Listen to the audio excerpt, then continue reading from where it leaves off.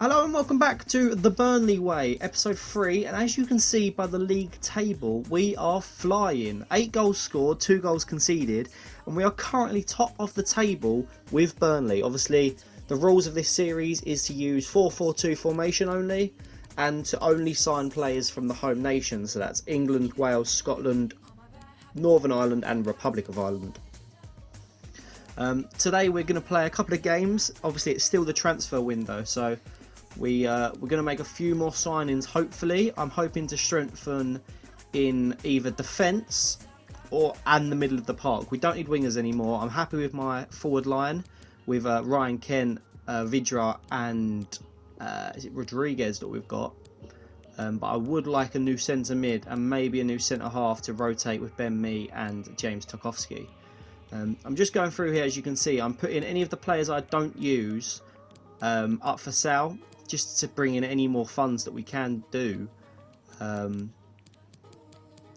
Obviously, we need as much money that we can to bring in more people. So, if they're not being used and they're older than normal, I'm just selling them. But we've got to jump into our first game against Wolverhampton today. It looks like they've signed Dahoud, which is not a bad sign, and we'll see what the starting 11 is once we get into the game. But we're just bringing in Westwood for... I'm not actually sure who that was, I missed that. Aaron's isn't that fit, so we're bringing in Elva Fountain, and we're also bringing in Glennon for Charlie Taylor. So let's jump into the game and see what we can do against Wolverhampton Wanderers.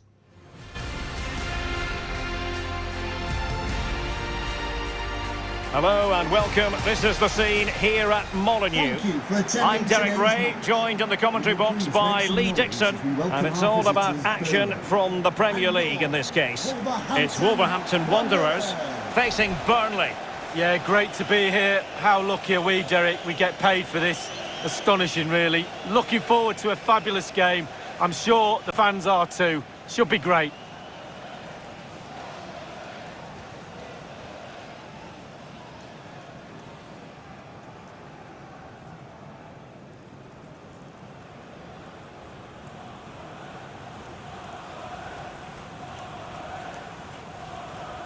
The initial 11 for Wolves. Nelson Semedo plays with Johnny in the fullback positions. Ruben Neves plays alongside Mahmoud Dahoud in the centre of the pitch. And the man charged with the task of leading the line is Willian José.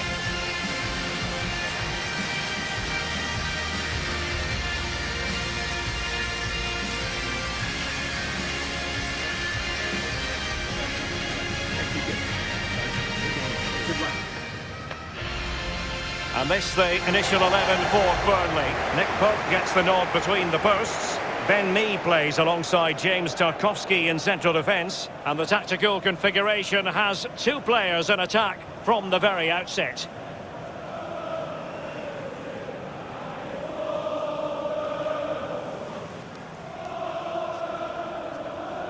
Thank you. Enjoy the game.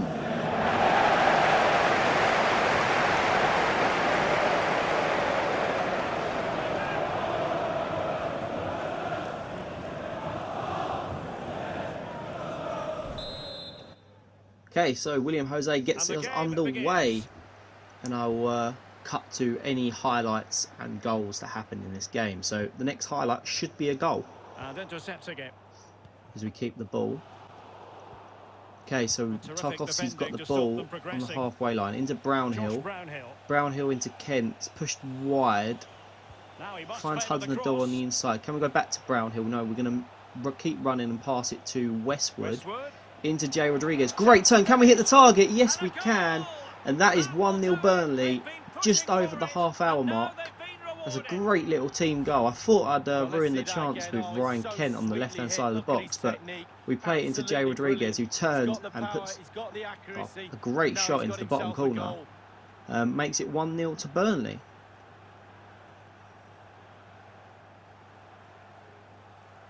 Well, the coach has to be happy with that.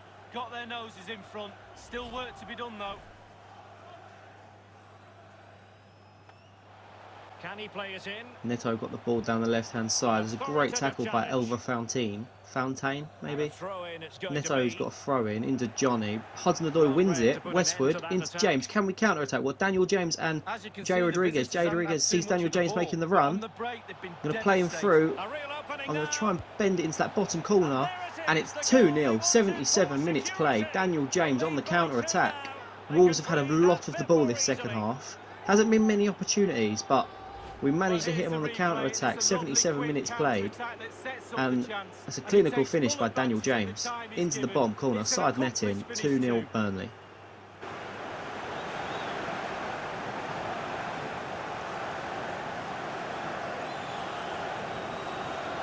Oh, to be a fly on the wall in that dressing room if it stays like this, Derek. He's not happy. Just look at him. And the final whistle, the result here means fans of the Clarets can go home happily. Well, you have to say they did deserve the win. 2-goal margin might flatter them a little, but that won't bother them. It's 3 points in the bag. Well, as we run the rule over this man's work, positive after positively. Well, what a great all-round performance that was from the lad. His team won. He was quality throughout. So a great little 2-0 win. Daniel James and Jay Rodriguez with the goals. I was happy with that. And we extend our lead at the top of the table. We don't extend because Liverpool might have won as well. We'll see that now. Just wait to advance. And yeah, Liverpool win 3-0. So they stay at the top of the table with us. We've got 9.8 million to spend. I'm going to head to the transfer hub and see if we can maybe potentially loan someone in. We would want, I do want a midfielder. Declan Rice is probably going to be a little bit too expensive to even attempt to loan in. Yeah, no, they're not looking to get rid of him. Loftus-Cheek, Mason Mount? No, Chelsea don't want to get rid of him. We could sign someone. Someone I've had my eye on is John McGinn. I've been looking to sign John McGinn for a while. I tried to loan Gehi, but he doesn't want to come. Consa doesn't want to come. We've already tried Declan Rice.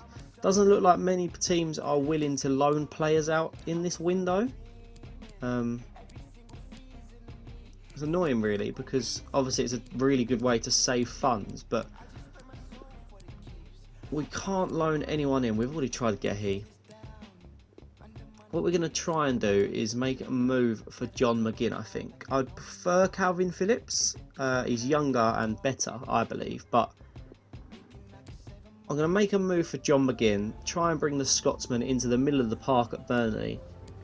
What's good as well is I'll be bringing him away from a team we should be fighting with in the league, Aston Villa. So I'm going to try and bring John McGinn in. I'm trying to think of someone I could offer to give for John McGinn. I haven't really got anyone of note. We've got 9 million and 100k wage budget. We don't want to get rid of either of our fullbacks. We don't want to get rid of our main centre halves. Strikers, we've only got the 2. Wingers are where we put our money into this transfer window. So I'm going to offer Johanberg Gudmundsson, and I'm going to put in 10 million. So that makes 15 million. So they don't want Gudmundsson, but they want 21 million. We don't have 21 million. That would leave us minus 6 million in debt, and obviously you can't do that. We're going to offer 11 million. I'll extend the sell-on clause because I'm not expecting to play this series long enough. And we're going to offer Arthur Kirk. Who is Arthur Kirk? He looks like a good player. Might have to look into him at the end of this episode. We're now going to offer 12 million plus Wayne Hennessy. Do Villa want him? We're going to take some time to think about this. So that basically means no. They're not going to accept that. So but at least it gives us a little bit more time to negotiate. But moving from one Scotsman to another, I'm going to try and sign someone else. Obviously, you can see Che Adams there. Scott McTominay was my first choice, but Billy Gilmour is my second choice for centre mid. I'm going to try and bring in young Billy Gilmour. He's got a release clause of 10 million, but I feel like we can get him cheaper than 10 million. Let's see what we can do. Let's start negotiations. I'd like to get him around 5. His value's at 4, so I would like to get him cheap. He's 19 years of age, 71 rated.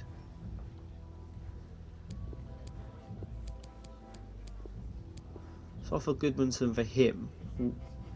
Perfect. So I get wage bill off the... I get money off the wage bill, sorry. And we only have to spend 150k to sign Billy Gilmour. I mean, that's pretty decent. We've got to offer him a contract, of course. He doesn't have a game face, unfortunately. Hopefully he will do on the next FIFA, but that looks nothing like him. Billy Gilmour's role. Rotation. He's not going to start over Westwood and... Who plays in midfield? Westwood and... I can't even remember. But we'll try and get him for 5 years. No release clause, which is good. Wage-wise, he's on 11k. We'll give him a little bit of a pay rise, 15k. It's definitely less than what Goodmanson was on. So Billy Gilmour is in. We've now got a return negotiation for John McGinn. Obviously, we have signed Billy Gilmour now, so John McGinn isn't priority. But we'll see what we can get away with. I'm going to change it to 10 million. The only way I'm going to be able to bring in John McGinn is if I offer a player in return. It's Brownhill was the other name I was thinking of. I'm thinking of selling Ashley Westwood because Billy Gilmour's just come in. So we've signed someone that's 11 years younger and 10 ratings lower. So if we can get John McGinn in replace for Ashley Westwood, who is aging, he's 30 of course. I feel like that's okay. I wasn't inclined to get rid of Westwood when I didn't have Gilmour, but now I've got Billy Gilmour. I wouldn't mind just swapping John McGinn for Westwood, and then Billy Gilmour can be the rotation. So it looks like we're going to bring John McGinn in, and because he signs for Burnley. I'm also looking at a centre back, as I mentioned at the start of the episode. I'm not really sure which of the ones I'm going to go for. I'm going to work along my way down the list, and if I don't get Gehi, I'll go for Konsa. If I don't get him, I'll go for Cause. But we're going to try for Gehi first, or Guay, I don't know how to pronounce it. We've got 3.8 million to spend, and 130 wage budget. Can I offer anybody in return? Not sure that we can. I don't want to get rid of that Kirk because he looks promising. I'm going to try Wayne Hennessy as a straight up swap. They said no, we want Billy Gilmour and 230k. I'm obviously going to remove Billy Gilmour because I don't want to lose him. But it does give me an idea of what they value him at. I'm going to offer 2 million.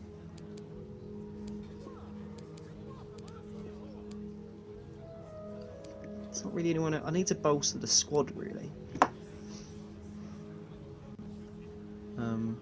I've offered 2.5 and they said no, 3.2, and we're going to just accept that. We're going to bring Guehi in. I'm going to call him Guehi. We're going to bring him in as a rotation centre half for Ben Mee and James Tarkowski. So with players in, we've spent 70 million and we've received 35, so that's not that bad for Burnley. I think that's actually fairly decent. Obviously, we've signed Hudson-Odoi from Chelsea. We had an offer in for Ben Mee, but I wasn't going to accept it. As you can see down the bottom right, Koulibaly has gone to Real Madrid for 112 million. Offering for Dwight McNeil, but again, I'm not going to accept it. Another offer in for Ben Mee for Sevilla.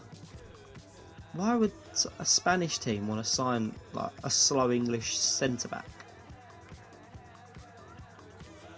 Right, as time is ticking away, we're not going to make any more signings. We've not had any more transfer offers that I'm willing to accept. And that is the transfer window closed. 718 million spent. Not bad, is it? Right, up next we've got Crystal Palace. Just going to move the team around a little bit. Obviously, we've signed a few different players. John McGinn doesn't make his first start yet. We've got Brownhill in the middle of the park with Dwight McNeil. Billy Gilmore also doesn't start.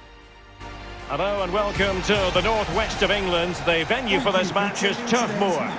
I'm Derek Ray. I'm joined for commentary by former Arsenal fullback Lee Dixon. And it's all about action from the Premier League in this case. It's Burnley up against Crystal Palace. Yeah, thanks Derek, as always. Pleasure to be here. I have to say, the atmosphere is fantastic in here, and I'm anticipating a really good game today. Hopefully, we won't be disappointed. Well, it is without question a very special day. This, his debut match. What ought we to expect from him today, Lee? Well, he should be in the thick of it today. Central midfield is where it's at, the engine room of any team. He'll be expected to chip in with all aspects of that midfield play.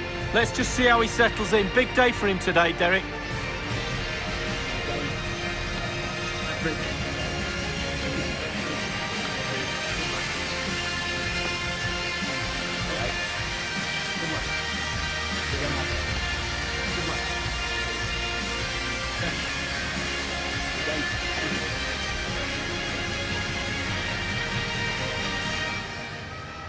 And this the initial 11 for Burnley. Nick Pope gets the nod between the posts. Ben Mee plays alongside James Tarkowski in central defence. And so many different ways to configure an attack. In this case, it'll be two men up front.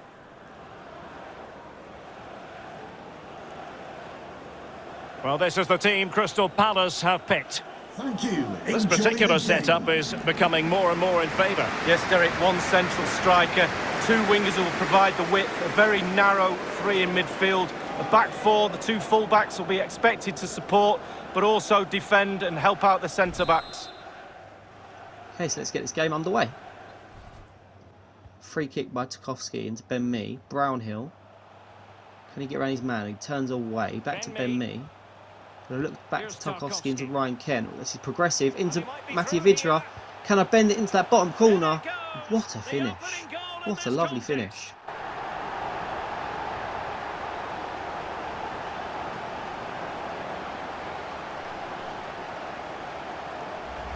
Well, as we see again here, the damage is started with a beauty of a through ball, and he composes himself, coolly slides it past a lonely keeper, who will be asking questions about where his back four went to.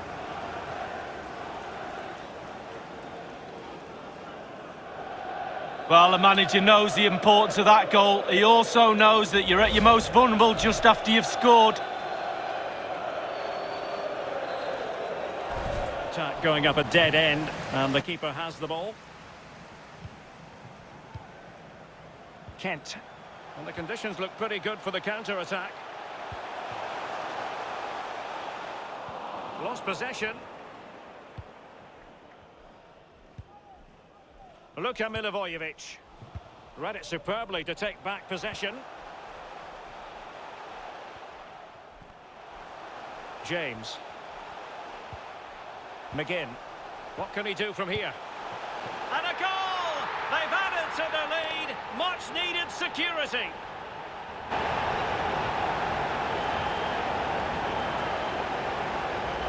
Well, let's take a look at this replay. The difference between a good player and some of the best players is they don't need to take a touch. Gets his shot away. First time.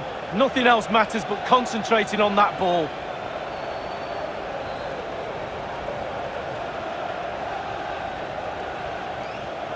Oh, to be a fly on the wall in that dressing room if it stays like this, Derek. He's not happy. Just look at him. It's Hudson-Odoi's first goal in the Premier League this season. 89th minute, we're waiting for the final whistle now. Castiello's got... Oh no, Milivojevic has got the ball. Back to Castiello. Ruiles shoots, defends it. Castiello... What a finish. Castiello gets one back with a couple of minutes to play. I don't think he'll be able to get I don't think Crystal Palace will be able to get a second, but what a finish from Castiello. I'm assuming it's a brand new signing for Crystal Palace. What a finish. Well, let's have another view of that goal.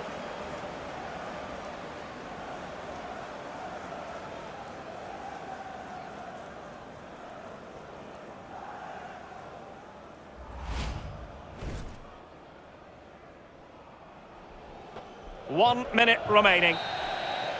And with that, the referee blows the whistle. It's full-time here. Burnley get the victory and pick up maximum points lead. Yeah, there wasn't much in it, to be honest. Really competitive game with chances at both ends. But they probably just about edged it overall and deserved the result. A great victory for Burnley, 2-1 against Crystal Palace. And again, we stay at the top of the table. Obviously, Liverpool might score a lot more than us and beat us on goal difference, but goals from Vidra and Hudson-Odoi defeat Burnley at Turf Moor. Defeat Burnley? Help for a win for Burnley to defeat Crystal Palace at Turf Moor. Let's see if it comes up with this, if there's any scores. Let's advance. Doesn't look like it, or it's not loaded. We've got a Europa League graphic here. I didn't even know we was in the Europa League this season. Burnley qualified for the Europa League. Come back next episode to find out how we get on in Europe. Burnley in Europe.